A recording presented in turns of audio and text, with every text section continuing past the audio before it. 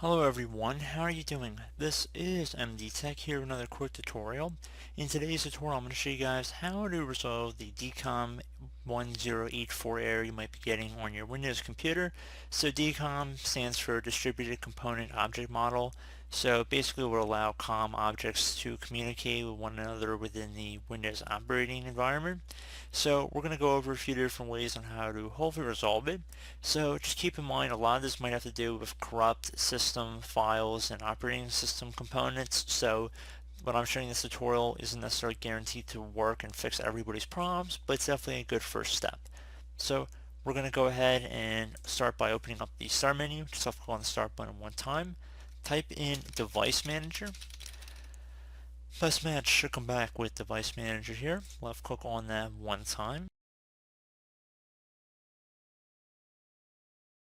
Now you want to expand the display adapter section, so either double click on display adapters or left click on the little arrow next to expand. Now you want to go ahead and underneath whatever your display adapter is, right click on it, left click on uninstall device. So it's going to say a warning you're going to uninstall the device for your system. Left click on uninstall. So then you will have to restart your computer once you're done in order to reinstall it. So that's what we're going to go do. So we're going to restart our device here.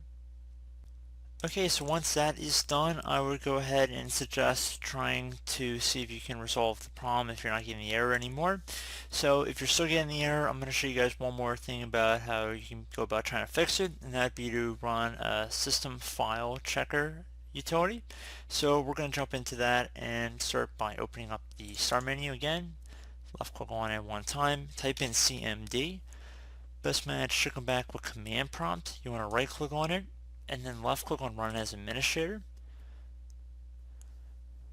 If you receive a user account control prompt, just left click on Yes.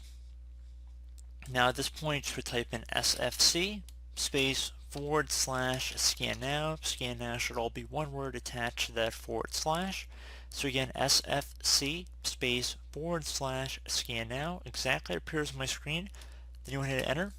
Let it run. This will take some time and then hopefully you should be good to go. So as always, thank you guys for watching this brief tutorial. I hope I was able to help you out, and I do look forward to catching you all in the next tutorial. Goodbye.